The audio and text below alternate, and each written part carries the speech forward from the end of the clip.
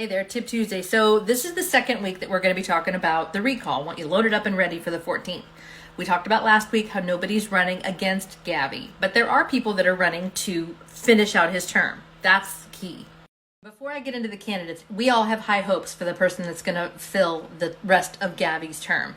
But again, they are human beings. They are in a pit of vipers known as our legislature. So they're not going to be our savior. They're going to be our governor.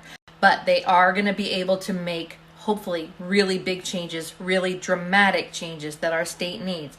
But at the end of the day, Jesus saves, not a governor. Our savior is not in any Capitol building and not in D.C. So let's make sure we're clear on that. Okay, so it's majority rules on who's gonna finish it out. There's no they need to get a certain percentage. It's just the majority. So the candidate is going to have to do a lot of work in a very short amount of time. So keep that in mind on who you pick. So Kevin Kiley has been in the mix. He's supported the recall from the get-go, so I've known about him for a long time. He's pushed back on all of the items that Gavi has done. He has sued Gavi and won. He has called out Gavi multiple times. He knows the legislature because, yes, he's a politician. So, but he's like a savant when it comes to our Constitution for California and the United States. He knows it inside out and backwards, which would be very beneficial. Yeah. And, but, and he wants, he supports law enforcement. He wants water for our valley. He wants, the schools open. He wants no masks. He's saying no, I'm going to do executive orders for the whole state to open it up just like we were locked down. So that's encouraging. He knows the pit of vipers that he's in. So, he knows how to motivate them. Translation, re-election. They have 2 budgets to approve this next year. So it's pivotal that somebody can get after that. So that's Kevin Kiley, in my opinion. One of the other candidates is Anthony Trimino. He is a businessman from Orange County, grew a business from bottom up. He's a Cuban, so he understands what tyranny looks like. He is very aggressive, which, again, we Californians are going to need going forward. He's got big plans, and he's got 1 year. So I'm very excited at some of the stuff that he has spoken of. And he's a big advocate for 2A, which California, yeah, you can have a gun, but it's regulated all the snot. So somebody that wants to come in and undo some of the regs, oh yeah, I'm all about that.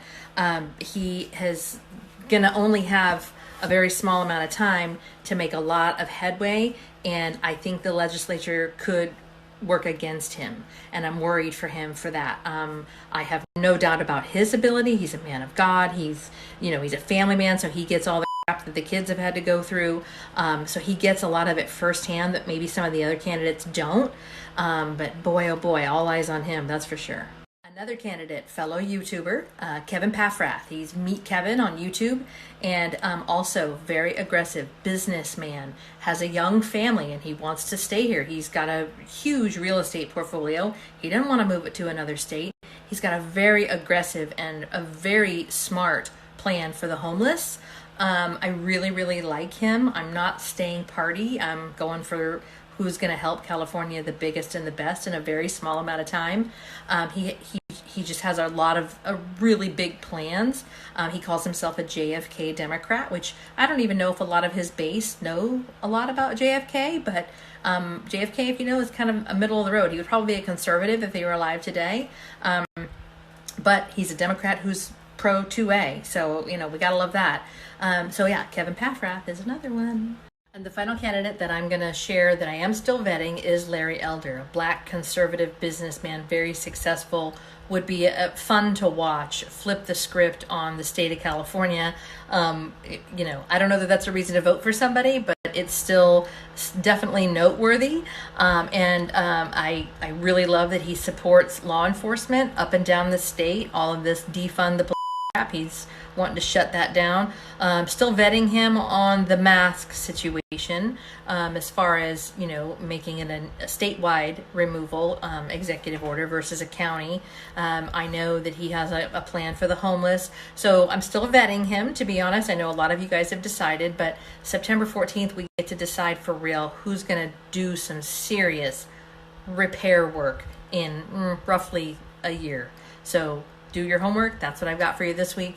The majority wins on the selection, so don't forget to vote.